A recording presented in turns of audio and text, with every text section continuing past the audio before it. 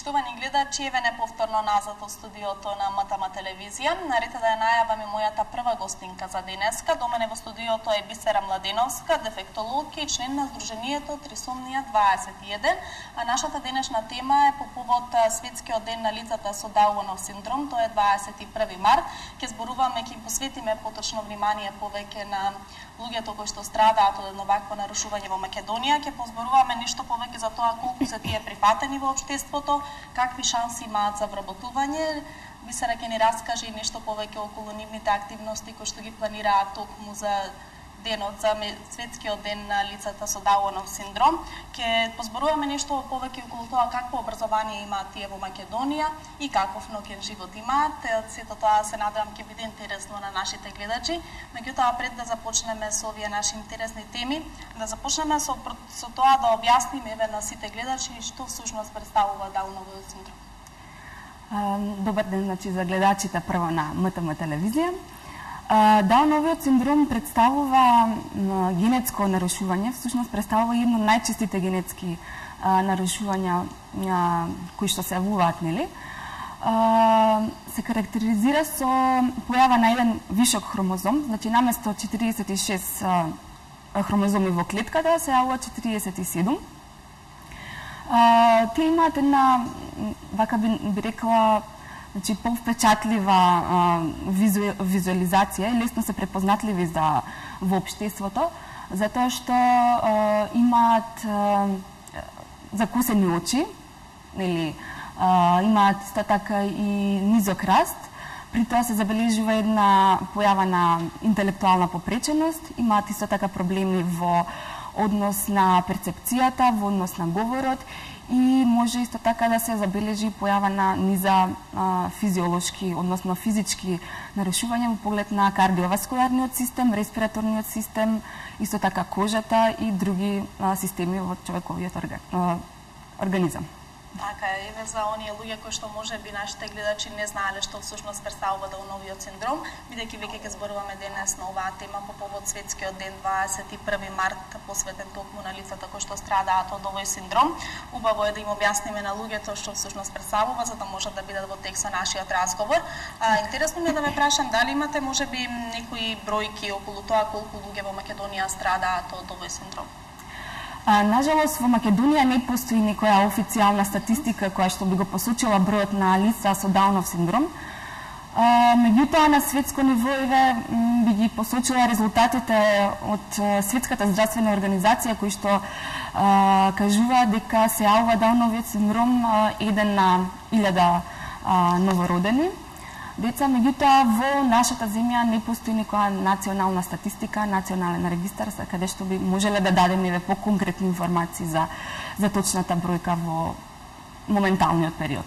Така, меѓутоа, дали имате можеби некои информации дали се зголемуваат од година во година овие новороденчиња и овие лица или Па не би рекла дека се зголемува, значи не се гледа на таква тенденција. Меѓутоа, грубо пресметано, можеби од некои разговори до сега и од моето професионално искуство би рекла можеби дека таа бројка се движи околу 2000 лица, грубо речено, во нашата земја. Меѓутоа, се уште тоа не се, значи, сигурни показатели. Представува ова е една, така би рекла, општо земена бројка. Така, вашето здружение Трисомнија 21, оваа недела ќе посвети токму на оние луѓе што страдаат од Даунов синдром, да ни објасните нешто повеќе какви активности ќе имате и кога ќе се случуваат тие. Здруженијето Трисомнија 21 Скопје, оваа недела по повод Светскиот ден на лицата со Даунов синдром 21 март, се приклучува на таа глобална, односно интернационална кампања за лицата со Даунов синдром, која што оваа година акцентот го става на вработување на овие лица. Така што и нашето здружение зема поголем удел во таа кампања, со тоа што оваа недела ние организираме, значи, еден караван на активности, би ги нарекла. Планирани се акции во неколку поголеми маркети низ Републикава, каде што лицата со Даунов синдром, членови на нашето здружение, ќе бидат дел од секојдневните работни активности на тие поголеми маркети и еве ќе биде една убава можност тие да се вклучат во отворениот пазар на труд и убава можност општата популација да ги види дека и тие можат и тие имаат способности да работат и да бидат поблиску со нив нели во секојдневниот живот. Инаку мотото на овогодишната кампања е и ние можеме, ние имаме способности, дозволете ни да придонесеме во општествениот живот. Така, тоа е едно прекрасно мото и прекрасен еви апел, да го наречеме, до сите граѓани на нашата република. Кога веќе сме околу вработувањето, какви шанси имаат овие луѓе да се вработат во Македонија? Им се обраќа ли поголемо внимание, им се дава ли шанса воопшто? Лицата со Даунов синдром имаат многу големи капацитети за остварување на работен однос и на работни обврски.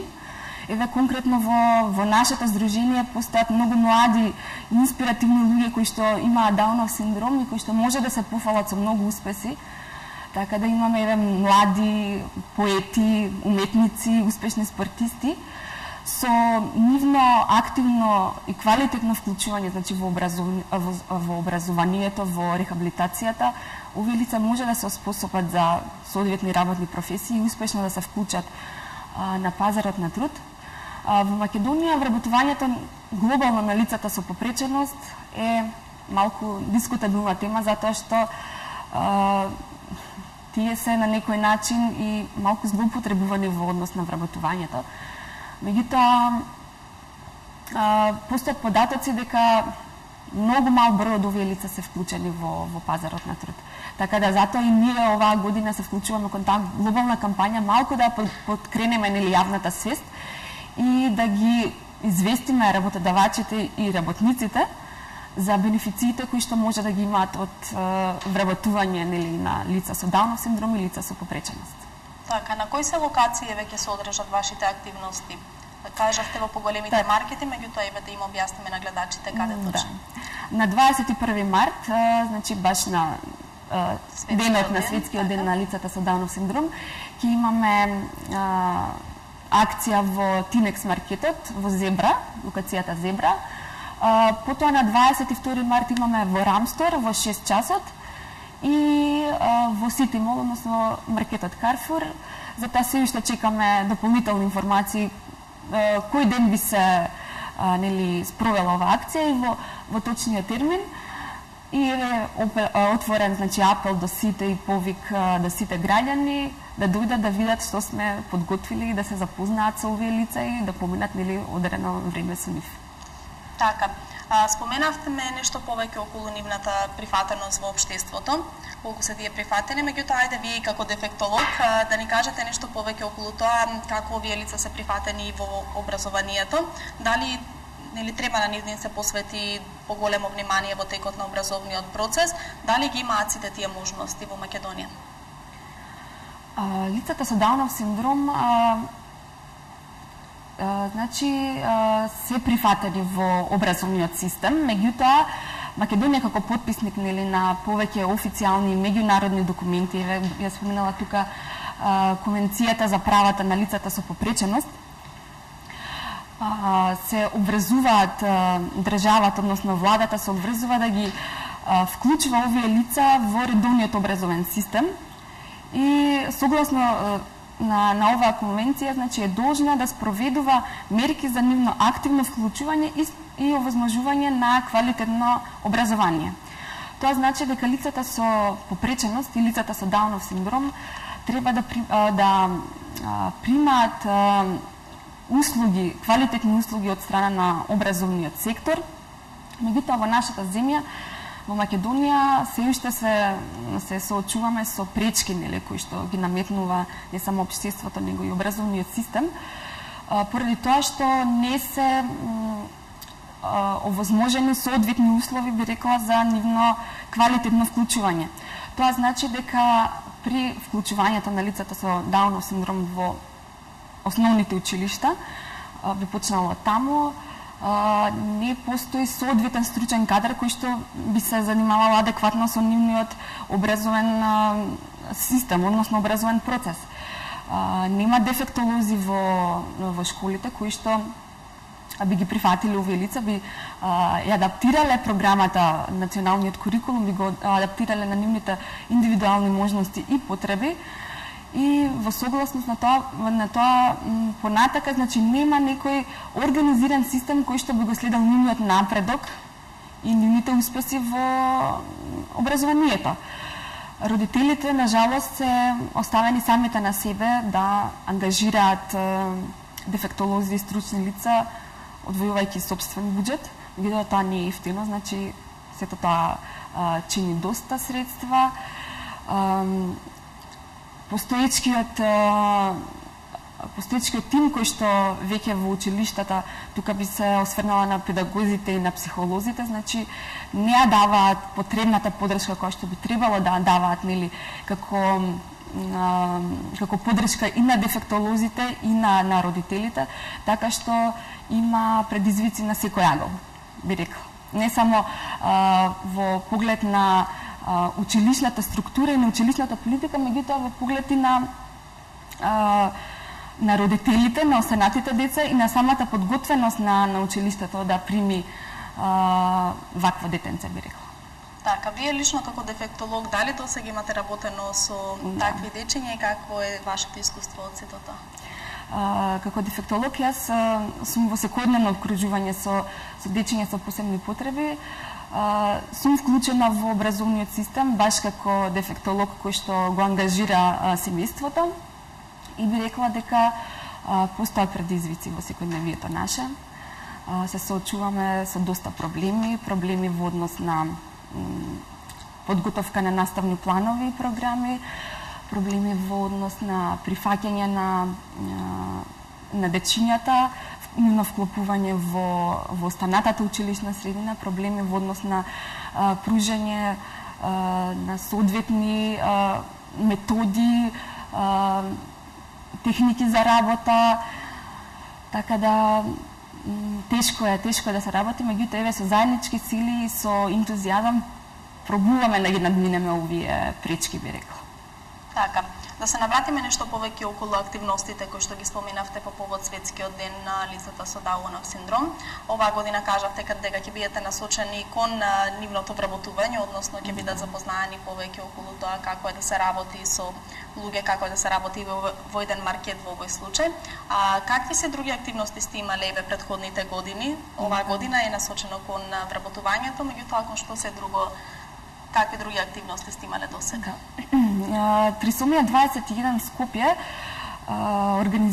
има организирано доста активности и акции во поглед на подигање на јавната свест за постоењето на лицата со Даунов синдром и нивно успешно вклучување во секој аспект на општествениот живот.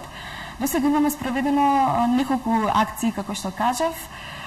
Еве минатата година, би рекла, имавме организирано една многу интересна активност на тема социјален и ноќен живот на лицата со Даунов синдром.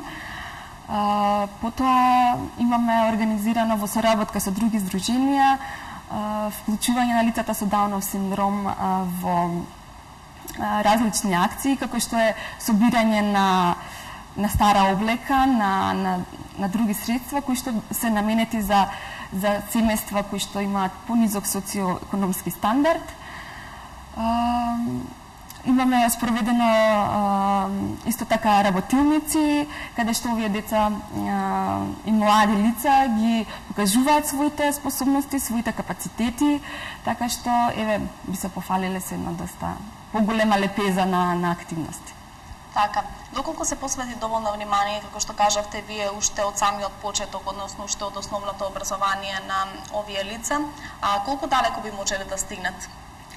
Со соодветно вклучување на лицата со Даунов синдром во процесот на рехабилитација и образование би се постигнале огромни резултати.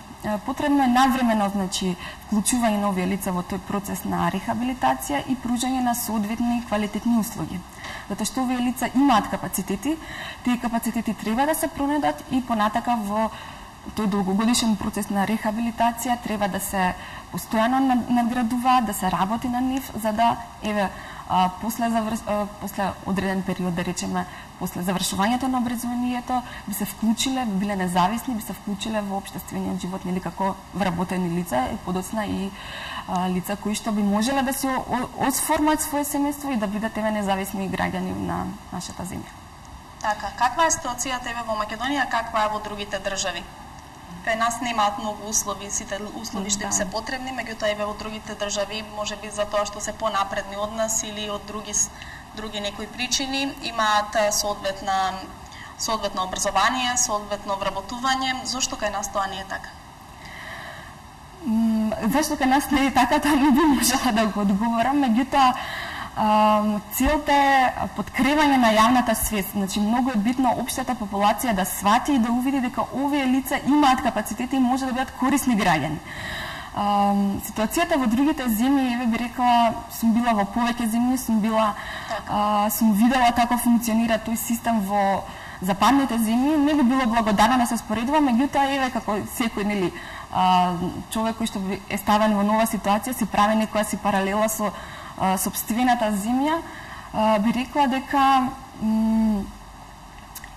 многу работи треба да направиме, многу работи не чекаат, но со една позитивна помисла и со една желба и волја да се помогне на овие лица, значи не е потребно само финансиски средства, никогаш е потребно и тие расположливи ресурси кои што ги имаме и желбата на нас останатите да помогнеме е доволна да направиме некои подсврсти по соодветен систем каде што овие лица, деца би примиле соодветни сервисни и тераписки услуги. Така, споменавме и претходно во разговорот околу ноќниот живот. Кажавте дека сте имале една прекрасна акција во изминатите години за вклучување на овие лица токму во ноќниот живот. Колку услови имаат тие за да се забавуваат навечер? Имаат ли посебни места каде додат или се прифатени ли се воопшто од другите луѓе? Овие лица имаат карактеристика на многу комуникативни личности. Значи, они се извонредно комуникативни, имаат извонредна смисла за хумор и се многу пријатни во друштво, така што лицата кои што, еве јас, кога сум окружена со нив, неминовно е смејата и позитивно расположение, така што соодветно се вклучуваат во ноќниот живот, би рекла, во социјалниот живот. Нажалост, исто така не се вклучени во социјалниот живот, меѓутоа, нашата акција која што беше спроведена токму лани по повод ноќен живот и активно вклучување на лицата со Даунов синдром во социјалната сфера, исто така нашата цел беше овие лица да се извадат надвор, значи помасовно нивно излегување во јавноста, каде што другите би се запознале со нив и би виделе какви се тоа личности, затоа што реално гледано постоечкиве ноќни клубови и постоечкиве кафе барови, не знам како би ги нарекла во градов, не се многу расположени за нивно вклучување, затоа што сме имале и гледаат на различен начин? Па да, сме имали некои негативни искуства, меѓутоа нашата цел е овие стереотипи и овие етикетирања да се сменат во иднина. Така, се надевам дека ќе се случи тоа. Кажете ми што друго преземате за овие дечиња, како за овие луѓе воопшто, како им помагате преку вашето здружение Трисомија 21? Здруженијето Трисомија 21 Скопје има за цел, значи, надминување на сите пречки кои што општеството ги наметнува, со цел инклузија на овие лица во секоја сфера на нашето живење. Нашето здружение пружа поддршка на различни начини. Ние се залагаме, значи, за комплетна инклузија на овие лица. Овозможуваме помош и поддршка на родителите, на потесното семејство, советодавни услуги за родителите. Се залагаме за активно вклучување на овие лица во рехабилитацијата, во раната интервенција, во образованието, како и инклузивен пазар на труд. Така што во иднина нашето здружение ќе презема многу поинтензивно акции кои што ќе бидат насочени, значи, кон афирмација на овие лица. Така, имате ли некои акции за иднина што се планирани, што можеме да ги соопштиме уште сега, да ги најавиме пред нашите гледачи? Сега за сега, оваа недела ни е така прибукирана со, би рекла, така, со светскиот ден. со настани, затоа што акцентот е ставен на светскиот ден. Во иднина исто така сигурно ќе продолжиме со спроведување на акции, меѓутоа за во иднина сигурно би ви известиле што наредно ќе спремаме, затоа што нели добро е луѓето да знаат и да бидат информирани. Така, добро е да се потсетуваат што почесто за овие лица, така да може еве ќе успееме да ги натераме, односно да ја подигнеме нивната свест, да ги прифатат во општеството и како што кажавте и во образованието, и во пазарот на трудот, и во наукниот живот, како што споменавме и што зборевме досега. Интересно ми е да ве прашам дали знаете од кога се празнува, од кога се одбележува 21 март како ден на лицата со Даунов синдром? За прв пат денот на лицата со Даунов синдром е прославен 2006 година, меѓутоа последниве 2-3 години тоа е поинтензивно и на поглобално ниво. Ние како здружение лобиравме во Интернационалната асоциација за Даунов синдром, каде што овој датум би се официјално би се признал како глобален ден на лицата со Даунов синдром. Така. Бидејќи немаме уште многу време, ќе ве замолам и ве за крај да упатите еден апел до сите граѓани. Оној апел што треба да се испрати нели токму за време на вашите активности, токму за одбележувањето на светскиот ден на лицата со Даунов синдром, до сите граѓани како полесно да ги прифатат овие лица и како да се однесуваат со нив во секојдневието. Па јас би рекла едноставно да дојдат тие денови кога ние ќе бидеме во тие маркети и облиско да се запознаат со овие лица и да видат за какви лица станува збор, затоа што само со нивно директно запознавање, со нивно директно обкружување би биле сите ние запознаени со секакви капацитети и способности имаат овие лица, со цел нели надминување на тие општествени предрасуди и стереотипи кои што владеат во општеството. Во текот на вашите акции споменавте нели дека сте имале повеќе досега, заинтересирани ли се еве граѓаните, ги интересирали, прашуваат ли за луѓето кои ги гледаат како работат? Па во последно време прашуваат, што мене лично и како здружение не радува многу, затоа што многу луѓе не знаат што всушност е Дауновиот синдром, така што како полека почнуваат да се запознаваат со овие лица, стануваат многу поактивни во нашите акции, така што еве имаме доста нови членови и луѓе кои што се расположени да се работуваат и се расположени да не поддржуваат како здружение. Така. Јас ќе ти заблагодарам, Бисера, за твоето гостување. Се надевам, како што спомена и доколку имате следни акции, дека ќе не информирате нас и граѓаните околу тоа, а со сето тоа ќе успееме и ние со помош на нашата телевизија да ја подигнеме свеста кај сите граѓани.